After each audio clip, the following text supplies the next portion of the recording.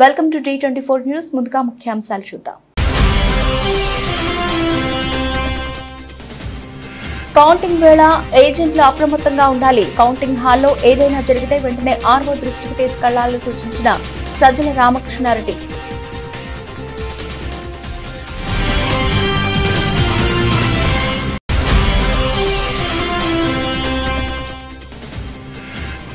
Phone tapping అంశంలో తనపై మంత్రి కోమటిరెడ్డి వ్యాఖ్యలకు స్పందించిన హరీష్ రావు, ఆరోపణలు నిరూపిస్తే ముక్కు నేలకేసి రాస్తానని సవాల్.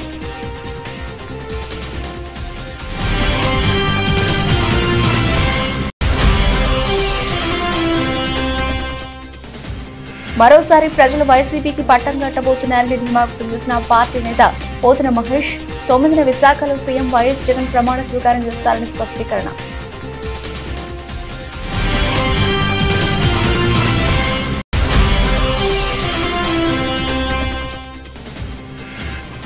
ఎమ్మెల్సీ కవిత కస్టడీ పొడిగించిన కోర్టు, జూలై 3 వరకు జైల్లోనే బీఆర్ఎస్ ఎమ్మెల్సీ.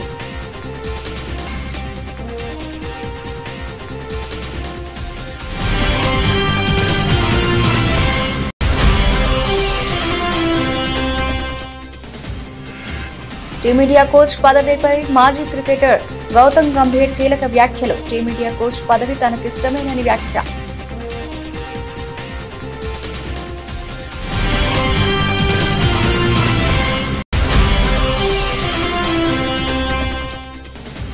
మార్కెట్లో ఎగ్జిట్ పోల్స్ జోష్, మోదీ 3.0 గెలుపు అంచనాలతో లాభాలు ట్రేడ్ అవుతున్న స్టాక్ మార్కెట్లు.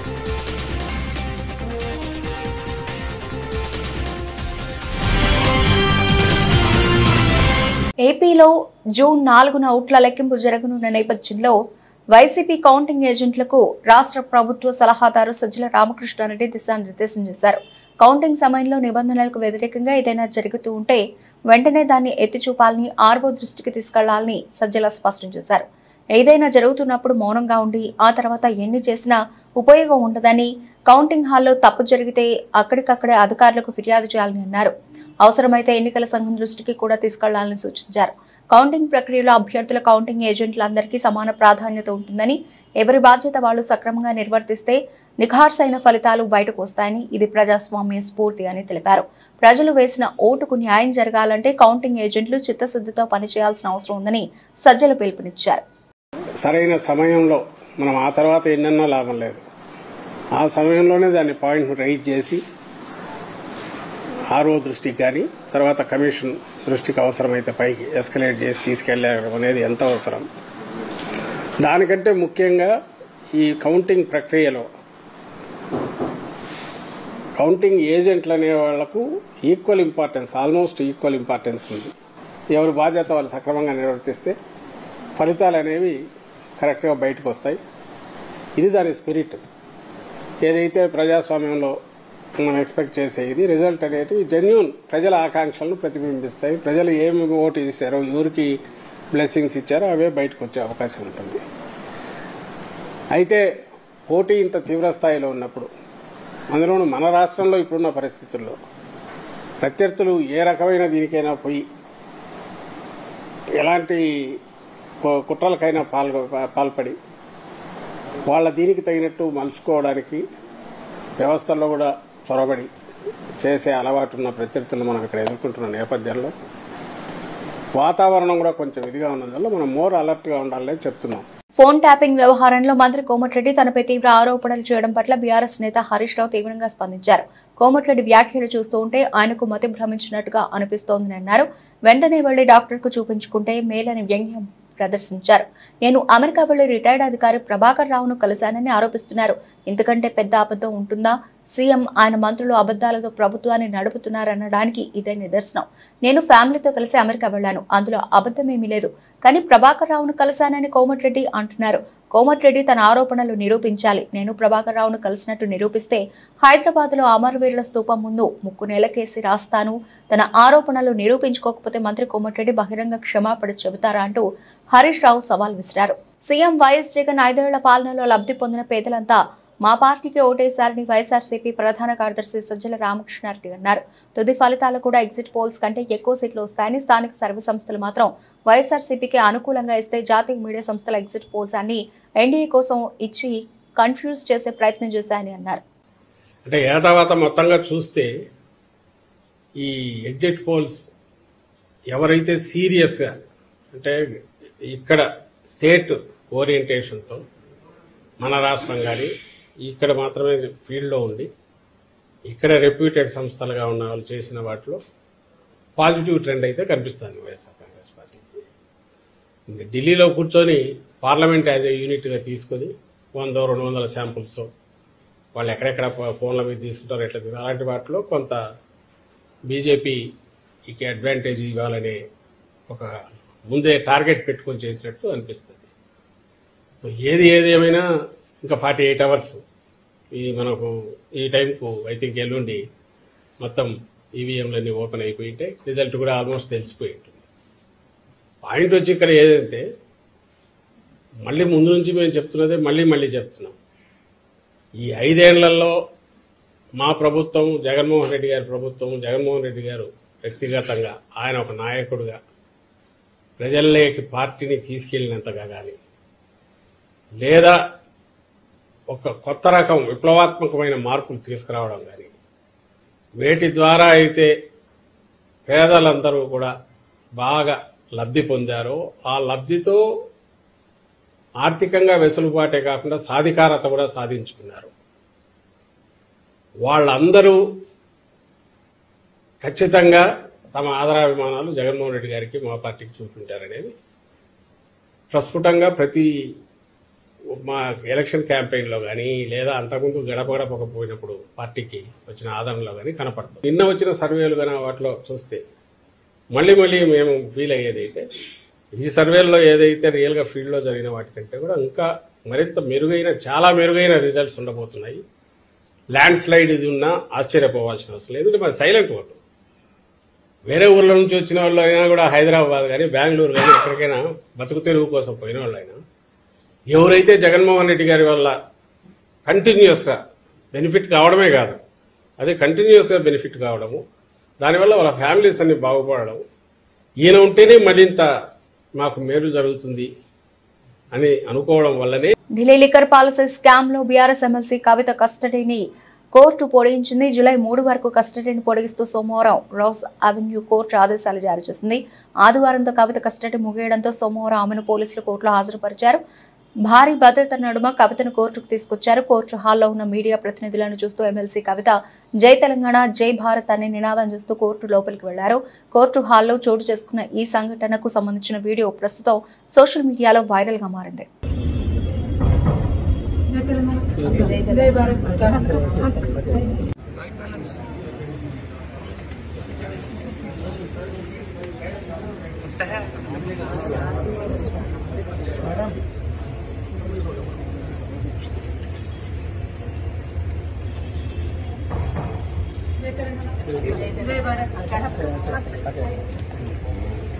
సీఎం వైఎస్ జగన్ 5 ఏళ్లలో అమలు చేసిన సంక్షేమ అభివృద్ధి కార్యక్రమాలను మెచ్చి ప్రజలు మరోసారి వైఎస్ఆర్సీపీకి పట్టం కట్టబోతున్నారని వైఎస్ఆర్సీపీ నేత పోతిన మహేష్ అన్నారు. ఈ నెల 9న విశాఖలో సీఎం వైఎస్ జగన్ ప్రమాణ స్వీకారం చేయడం ఖాయమని ధీమా వ్యక్తం చేశారు. జగన్మోహన్ రెడ్డి గారు అందించిన సంక్షేమం, అభివృద్ధి ప్రజల గుండెల్లోకి చొచ్చుకెళ్ళి అవన్నీ కూడా ఈవీఎంలో ఓట్ల రూపంలో బయటపడతాయి. ఖచ్చితంగా 4వ తారీఖున జగన్మోహన్ రెడ్డి గారి ఫ్యాన్ ప్రపంచం ముందు కూటమి కుదేలు అవి తీరుతుంది. ఇది తథ్యం. జగన్మోహన్ రెడ్డి గారు మరొకసారి ముఖ్యమంత్రి అయి తీరుతారు. 9వ తారీఖున విశాఖపట్నంలో ముఖ్యమంత్రిగా ప్రమాణ స్వీకారం చేసి తీరుతారు. కూటమి ఏ విధంగా అయితే పగటి కళలు కంటుందో అది పగటి కళలుగానే మిగిలిపోతాయి. వాళ్ళు ఏదైతే కుట్రలతో, కుయుక్తులతో కూటమి కట్టి ఏదో రకంగా అధికారం సాధించాలనేటువంటి వారు చేసినటువంటి విఫల ప్రయత్నం ఎట్టి పరిస్థితుల్లో సానుకూలంగా రాదు, ఓడిపోతారు. జగన్మోహన్ రెడ్డి గారి చేతిలో చావు దెబ్బ తింటారని కూడా ఈ సందర్భంగా నేనైతే తెలియజేస్తాను. ముఖ్యంగా సర్వేలన్నీ కూడా జగన్మోహన్ రెడ్డి గారికి అనుకూలంగా అంతకు మించినటువంటి ఫలితాలు వస్తాయని జగన్మోహన్ రెడ్డి గారు పోలింగ్ అయిన తర్వాత వెంటనే చెప్పారు. ఆయన ప్రజలకి కృతజ్ఞతలు తెలియజేశారు. మహిళలు పెద్ద ఎత్తున ఓటింగ్ చేస్తారని, కుటుంబాలు అండగా నిలబడ్డాయని, ఖచ్చితంగా ఫ్యాన్ ప్రబంధనం సృష్టించి తీరుతుందని జగన్మోహన్ రెడ్డి గారు చెప్పారు. సర్వేలు కూడా అవే చెప్తా ఉన్నాయి. తినబోతా వచ్చింది. మరొక 36 గంటల్లో ఫ్యాన్ ప్రబంధనం ఏంటో ఈ రాష్ట్రంలో అందరూ కూడా చూస్తారు. ముఖ్యమంత్రిగా జగన్మోహన్ రెడ్డి గారు ప్రమాణ స్వీకారం చేసి తీరుతారు. ఈ ఎన్నికల ఫలితాల తరువాత కొన్ని పార్టీలు తెలంగాణకే పరిమితమవడం తథ్యమని కూడా తెలియజేస్తాం. తెలంగాణ మాజీ మంత్రులు సిద్దిపేట శాసనసభ్యులు అసెంబ్లీ టైగర్ తన్నీరు హరీష్ రావు జన్మదినం సందర్భంగా గజ్వేల్ ప్రభుత్వ ఆసుపత్రి నందు మున్సిపల్ చైర్మన్ ఎన్సి రాజమౌళి గుప్తా ఆధ్వర్యంలో పండ్లు మరియు బ్రెడ్లను పంపిణీ చేయడం జరిగింది. ఈ సందర్భంగా వారు మాట్లాడుతూ మాజీ మంత్రి హరీష్ రావు జన్మదినం సందర్భంగా ప్రభుత్వ దవాఖానాలు రోగులకు పండ్లు బ్రెడ్ పంపిణీ చేయడం జరిగిందని, మాజీ మంత్రి హరీష్ రావు ప్రజల నాయకుడు అని అందరి మన్ననలు పొందుతూ మంచి గుర్తింపు తెచ్చుకున్న హరీష్ రావుకి గజ్వేల్ పట్టణం తరఫున మరియు గజ్వేల్ పాలకవర్గం తరఫున హార్దిక జన్మదిన శుభాకాంక్షలు తెలిపారు. తెలంగాణ రాష్ట్ర సాధనలో తన యొక్క పాత్రను పోషించినటువంటి పెద్దలు జిల్లా మాజీ మంత్రి శ్రీ తన్నీరు హరీష్ రావు గారి జన్మదిన సందర్భంగా కాకడ హనుమాన్ దేవాలయంలో ప్రత్యేక పూజ నిర్వహించి మన ప్రభుత్వ ఆసుపత్రిలో రోగులందరూ కూడా అన్న పంపిణీ కార్యక్రమం చేయడం జరిగింది.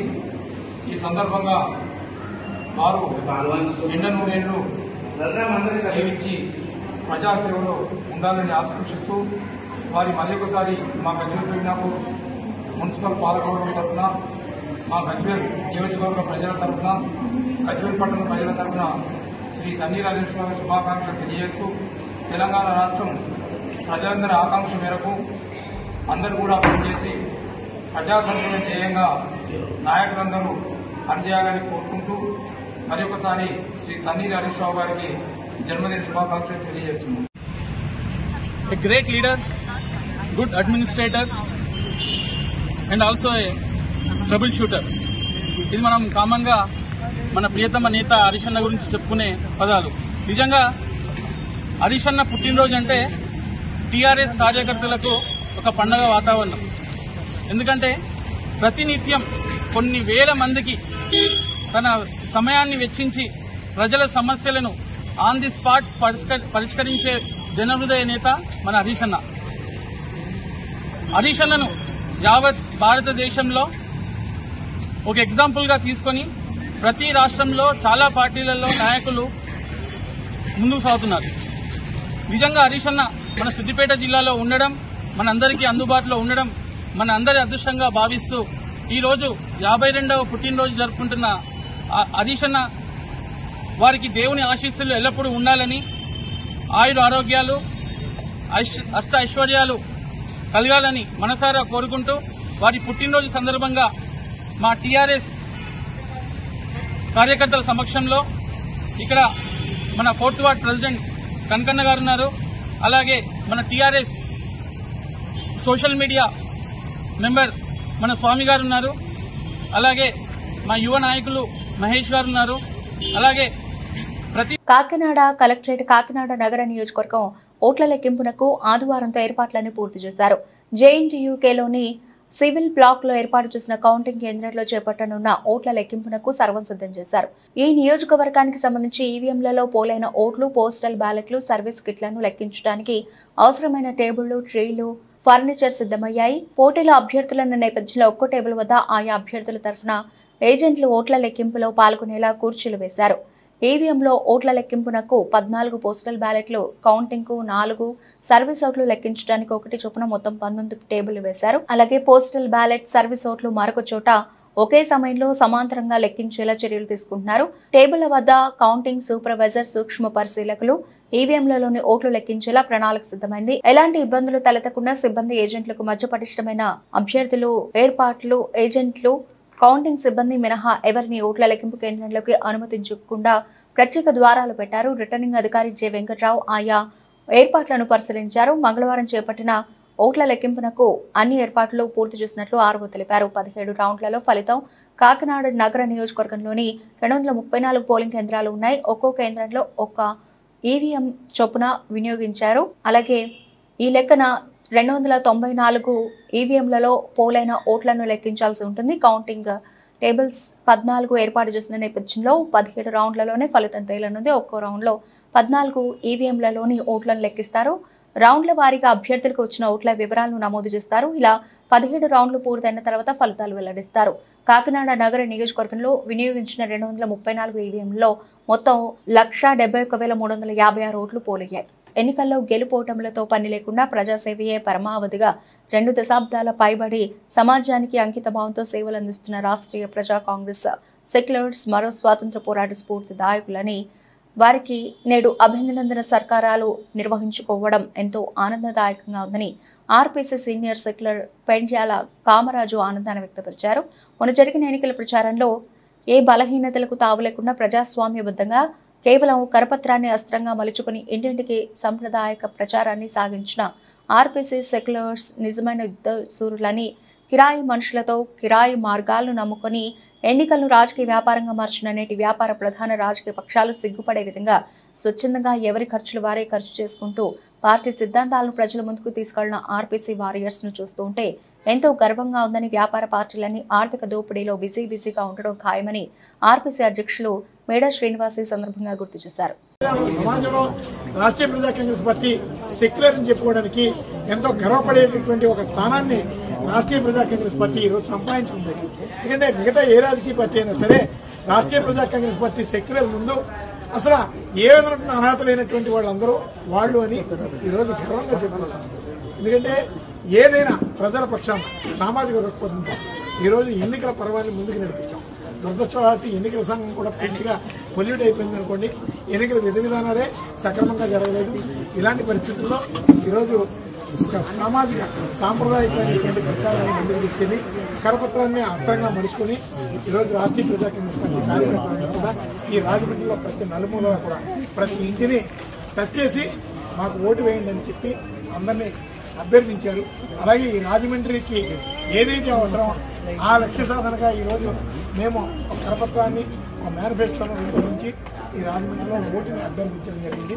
గెలుపు ఓటమిలో పక్కన పెడితే రాష్ట్రీయ ప్రజా కాంగ్రెస్ పార్టీ గెలిచింది. తెలంగాణ రాష్ట్రమే ధ్యేయంగా మలిదశ ఉద్యమంలో లాఠీ దెబ్బలకు వెనుతిరగక ఎన్నో ఉద్యమాలు రాస్తారోకోలు చేసి తెలంగాణ రాష్ట్రం సిద్ధించడానికి కారణమైన సూర్యాపేట జిల్లా కోదాడ నియోజకవర్గానికి చెందిన ఉద్యమకారులు కుర్ర రామారావు, పగడాల రామచంద్రారెడ్డి, రాయపూడి వెంకటనారాయణలకు వ్యవసాయ market vice chairman Sampeta Upender Goud, Congress party నాయకులు చందు నాగేశ్వరరావు, ఒంటిపులి శ్రీనివాస్ ఆధ్వర్యంలో ఘన సన్మాన కార్యక్రమాన్ని నిర్వహించారు. ఈ సందర్భంగా వారు మాట్లాడుతూ మలిదశ ఉద్యమంలో పాల్గొన్నటువంటి రాయపూడి వెంకటనారాయణను, కుర్ర రామారావును సాల్వాతో సత్కరించి అభినందించారు. ఆ రోజుల్లో పదవుల కోసం కాకుండా తెలంగాణ ఉద్యమమే ధ్యేయంగా పనిచేసిన మహానాయకులను సత్కరించడం ఆనందంగా ఉందని, ఇలాంటి ఉద్యమకారులను సత్కరించి ఉద్యమంలో అసూలు బాసిన ఉద్యమకారులకు జోహార్లు తెలిపారు. త్యాగమూర్తుల పదంగా తెలంగాణ రాష్ట్రాన్ని మనం సాధించుకోవడం జరిగింది. దానిలోనే భాగంగా చిలుకూరు మండలం, చిలుకూరు గ్రామ వాసి అయిన విలేకరు అయిన కుర్ర రామారావు గారు ఆ ఉద్యమంలో నాటి ఉద్యమకారుడు కేసీఆర్ గారి నాయకత్వంలో ఎన్నోసార్లు ఉద్యమం చేసి వరంగల్ జైలుకు పోయి వచ్చి, అదేవిధంగా కోదాడ నుంచి సాగర కెనాల్ పాదయాత్రలో కూడా రామారావు గారు పాల్గొనడం జరిగింది. వారి స్ఫూర్తిని గుర్తించి, కానీ గత కేసీఆర్ గవర్నమెంట్ ఉద్యమకారుని ఏ రోజు గుర్తించలేదు. ఈ రోజైనా కొంతమంది కేసీఆర్ ఉద్యమాన్ని గుర్తించి కాంగ్రెస్ గవర్నమెంట్ సన్మానం చేయడం జరిగింది. అదేవిధంగా కోదాడపట్నం కూడా రామారావు గారికి చిరు సన్మానం చేసి అభినందనలు తెలియజేయడం జరిగింది. దశాబ్దాల పాటు తెలంగాణ కోసం పోరాటం చేసి ఎందరో అమరులై తెలంగాణ సాధించుకోవడం జరిగింది.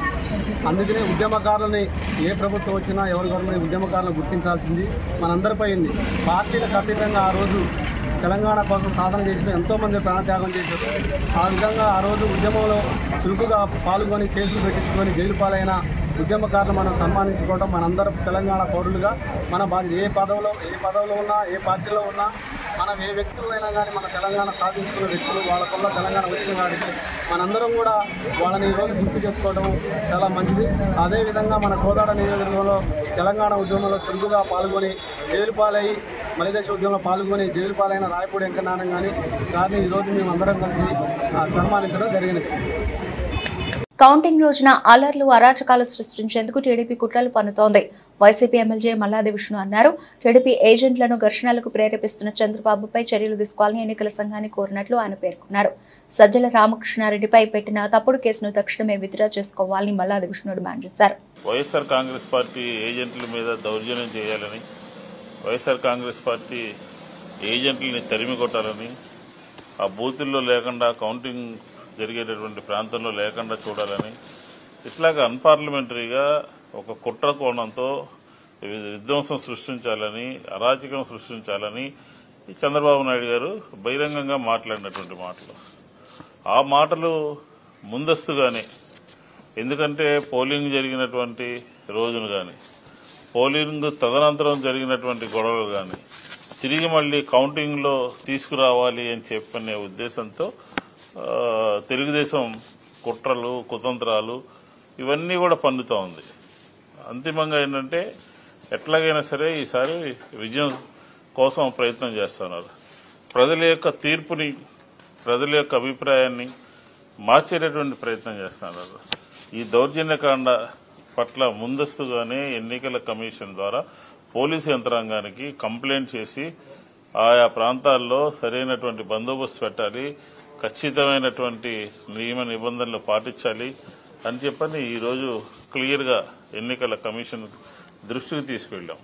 ఎందుకంటే ఈ ప్రక్రియలో ఇప్పటికే మనం చూసాం, పోస్టల్ బ్యాలెట్ విషయంలో ఏ రకంగా ఎన్నికల కమిషన్ ని తన చేతిలో పెట్టుకుని దానికోసమే పొత్తు ఇలాంటి దుర్మార్గాలకి, ఇలాంటి దుశ్చర్యలకి తెలుగుదేశం నడుం కట్టి పోస్టల్ బ్యాలెట్ విషయంలో ఎంతవరకు వెళ్లారో మనం చూసాం. ఈ నెల 4న ఎచ్చర్ల శివాని ఇంజనీరింగ్ కళాశాలలో నిర్వహించనున్న లోక్సభ, అసెంబ్లీ ఎన్నికల కౌంటింగ్ కు అన్ని ఏర్పాట్లు పూర్తి చేసినట్లు జిల్లా ఎన్నికల అధికారి, జిల్లా కలెక్టర్ మనజీర్ జిలానీ సమోన్ తెలిపారు. 2000 మంది ఉద్యోగులకు శిక్షణ ఇచ్చి కౌంటింగ్ విధులకు కేటాయించామని అన్నారు. ఉదయం 8 గంటలకు కౌంటింగ్ అధికారికంగా ప్రారంభమవుతుందని, ఆముదాల వలస నియోజకవర్గం నుంచి తొలి ఫలితం చివరిగా పాతపట్నం ఫలితాలు వెల్లడించే అవకాశం ఉందని చెప్పారు. కలెక్టర్ కార్యాలయంలో ఆదివారం ఏర్పాటు చేసిన విలేకరుల సమావేశంలో కలెక్టర్ మాట్లాడుతూ జిల్లాల కౌంటింగ్ కోసం 17 కౌంటింగ్ హాళ్లు ఏర్పాటు చేశామని, 112 ఈవీఎంలను లెక్కించే టేబుళ్లు, 30 పోస్టల్ బ్యాలెట్ లెక్కించే టేబుళ్లు ఉంటాయన్నారు. ముందుగా పోస్టల్ బ్యాలెట్ లెక్కింపు ప్రారంభం కాగా 6 గంటల తర్వాత ఈవీఎంల లెక్కింపు జరుగుతుందన్నారు. కౌంటింగ్ కేంద్రంలో సీసీ కెమెరాలు ఏర్పాటు చేశామని, పోలీస్ సిబ్బంది, ఏపీఎస్పీ, ఐటీబీపీతో కలిపి 3 అంచెల భద్రతను ఏర్పాటు చేస్తున్నామని తెలిపారు. ఆర్ఓ, ఏఆర్ఓ, అబ్జర్వర్, రాజకీయ పార్టీల ప్రతినిధుల సమక్షంలో కౌంటింగ్ జరుగుతుందన్నారు.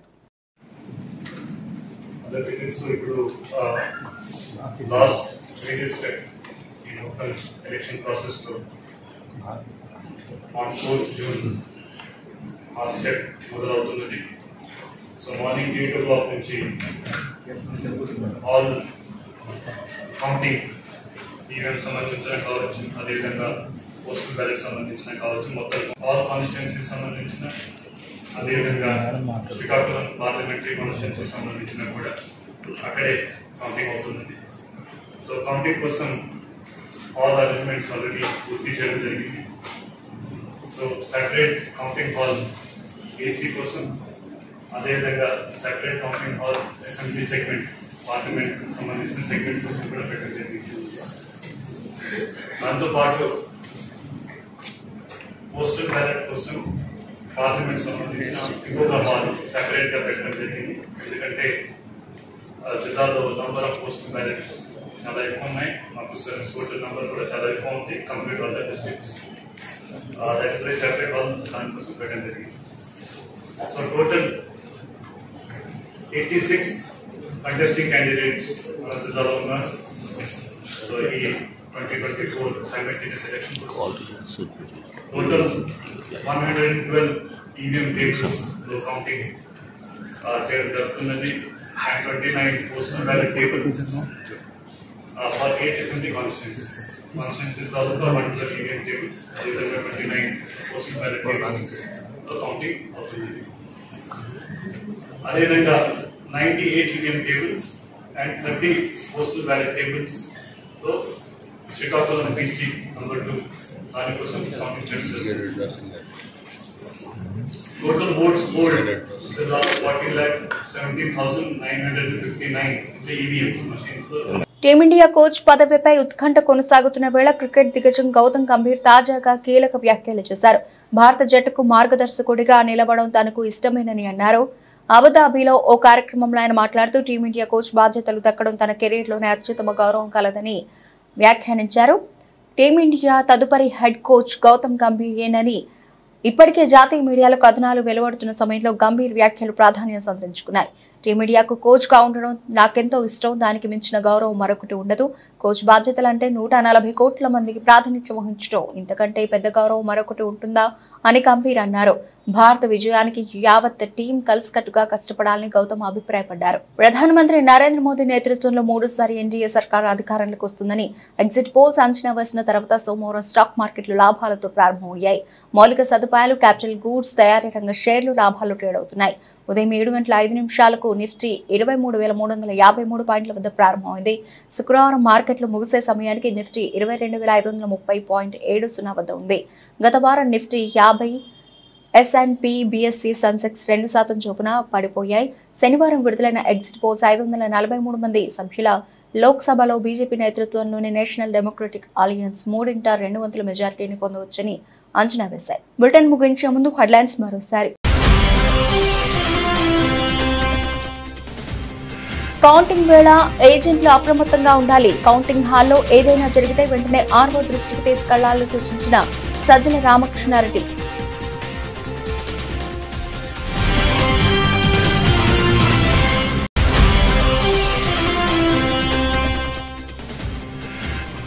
ఫోన్ ట్యాపింగ్ అంశంలో తనపై మంత్రి కోమటిరెడ్డి వ్యాఖ్యలకు స్పందించిన హరీష్ రావు, ఆరోపణలు నిరూపిస్తే ముక్కు నేలకేసి రాస్తానని సవాల్.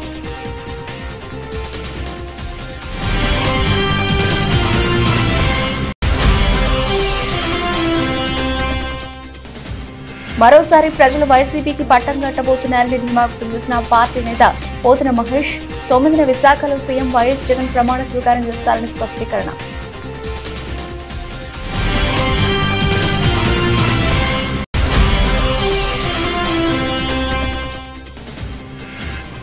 ఎమ్మెల్సీ కవిత కస్టడీ పొడిగించిన కోర్టు, జూలై 3 వరకు జైల్లోనే బీఆర్ఎస్ ఎమ్మెల్సీ.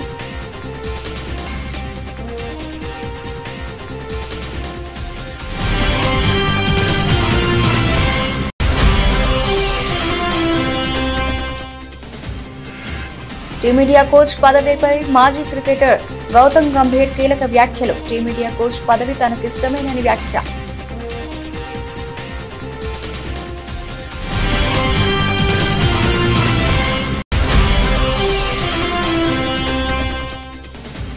మార్కెట్లో ఎగ్జిట్ పోల్స్ జోష్, మోదీ 3.0 గెలుపు అంచనాలతో లాభాలు ట్రేడ్ అవుతున్న స్టాక్ మార్కెట్లు.